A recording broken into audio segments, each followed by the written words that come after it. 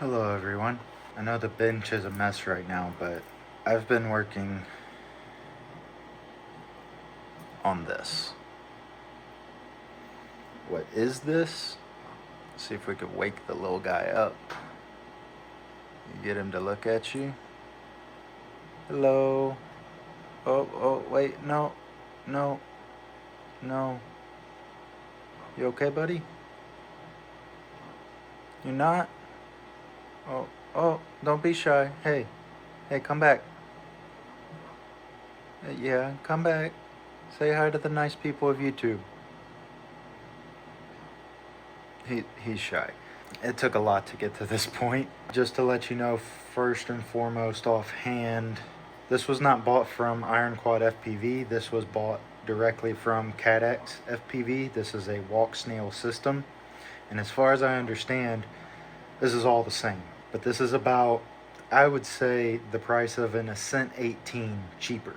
But with that price reduction also comes me having to do all the firmware upgrading between I think this is called the VTX, between the gimbal, between the camera, and between the goggles themselves. I think I finally got it all going, because it's gonna absolutely suck trying to get it in there, but there is a video feed and I can look around my bench. And on these goggles, there's a record button, a back button, and a little joystick, and all those goodies.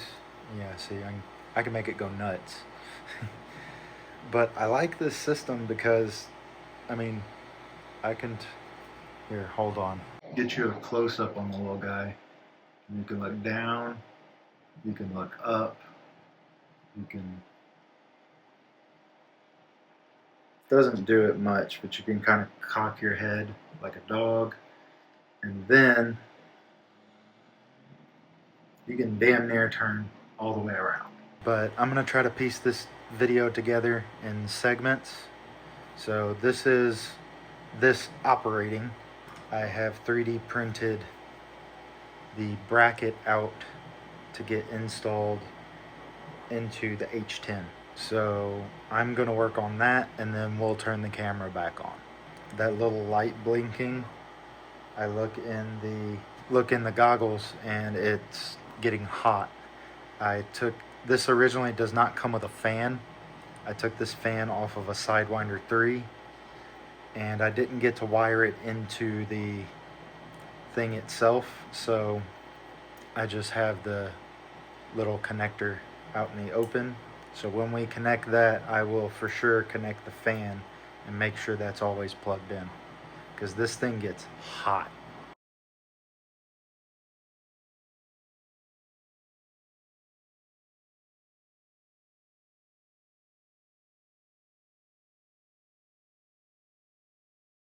This is your VTX, which is going to handle communication between the camera and the goggles.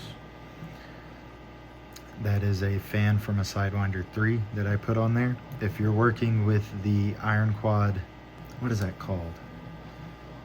Oh, theirs is called the Explorer HD. If you're working with the Explorer HD, this should already be put together, this little top plate. You shouldn't have to bolt the gimbal, the VTX, or the antennas onto the mechanism, because it already comes, I think it's like an aluminum or a carbon fiber plate. This is already all bolted down.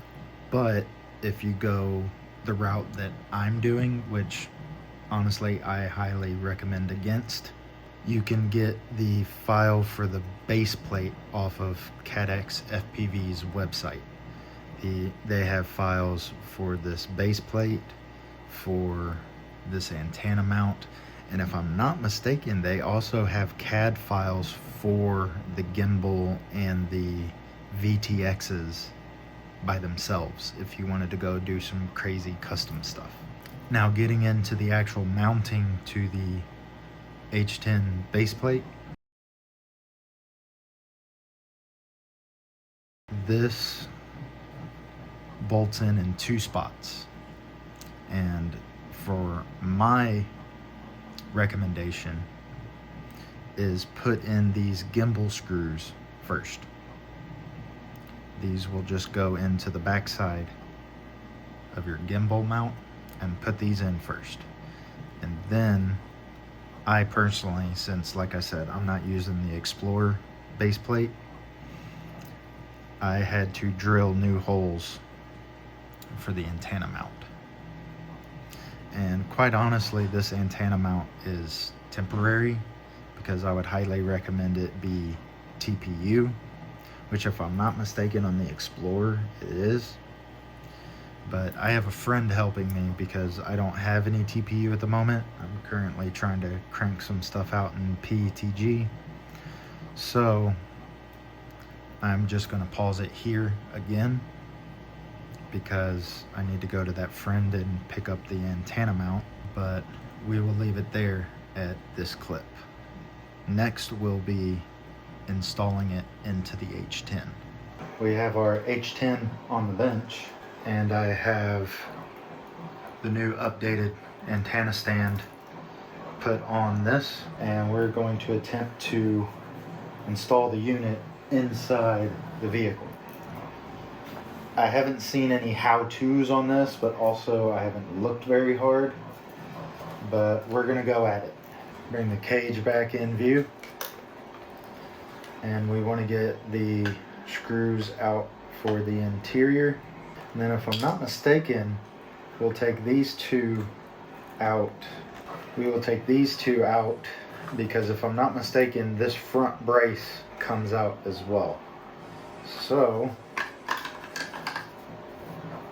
that is going bye-bye.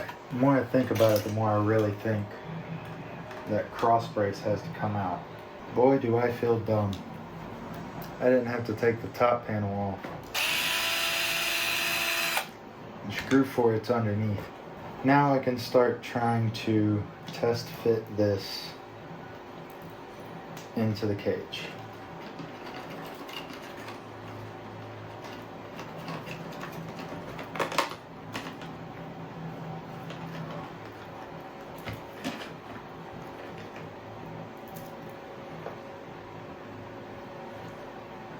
Okay, so I think I'm right. I think this is supposed to go like this, not like this.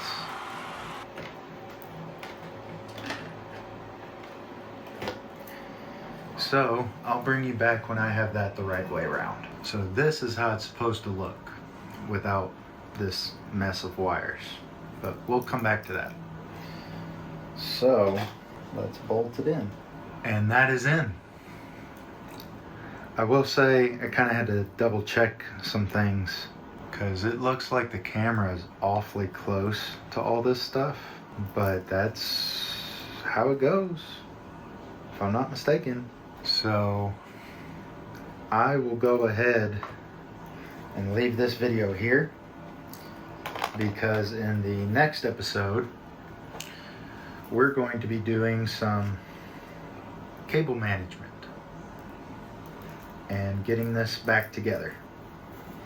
So I hope you found this informative, if not at least entertaining, watching me fumble around with this thing. And I hope to see you all in the next video.